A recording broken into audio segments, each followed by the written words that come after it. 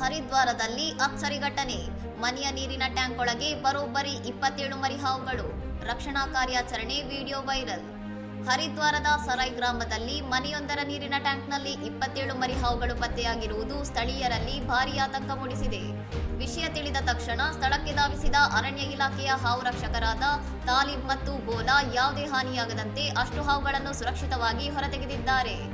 ರಕ್ಷಣಾ ಕಾರ್ಯಾಚರಣೆಯ ವಿಡಿಯೋವನ್ನು ಭಾರತ್ ಸಮಾಚಾರ್ ಹಂಚಿಕೊಂಡಿದ್ದು ಸಾಮಾಜಿಕ ಜಾಲತಾಣಗಳಲ್ಲಿ ವ್ಯಾಪಕವಾಗಿ ವೈರಲ್ ಆಗಿದೆ. ಟ್ಯಾಂಕ್ನಲ್ಲಿ ಅಷ್ಟು ಸಂಖ್ಯೆಯಲ್ಲಿ ಹಾವುಗಳು ಸೇರಿಕೊಂಡಿದ್ದು ಹೇಗೆ ಎಂಬುದಕ್ಕೆ ಸದ್ಯಕ್ಕೆ ನಿಗೂಢವಾಗಿದ್ದು ಇದು ಮನೆಯ ನಿವಾಸಿಗಳನ್ನು ಗೊಂದಲಕ್ಕೀಡು ಮಾಡಿದೆ. ರಕ್ಷಿಸಲಾದ ಹಾವುಗಳನ್ನು ಚೆಕರ್ಡ್ ಕೀಲ್ ಬ್ಯಾಕ್ ಎಂದು ಗುರುತಿಸಲಾಗಿದ್ದು ಇವು ವಿಷಕಾರಿಯಲ್ಲದ ಸಿಹಿ ನೀರಿನ ಜಾತಿಯ ಹಾವುಗಳಾಗಿವೆ. ಸಾಮಾನ್ಯವಾಗಿ ಕೆರೆ, ನದಿ ಮತ್ತು ಜೌಗು ಪ್ರದೇಶಗಳಲ್ಲಿ ಕಂಡುಬರುವ ಈ ಹಾವುಗಳು ಮನುಷ್ಯರಿಗೆ ಅಪಾಯಕಾರಿಯಲ್ಲ. ಸದ್ಯ ರಕ್ಷಣಾ ತಂಡದ ಯಶಸ್ವಿ ಕಾರ್ಯಾಚರಣೆಯಿಂದ ಮನೆಯವರು ನಿಟ್ಟುಸಿರು ಬಿಟ್ಟಿದ್ದಾರೆ.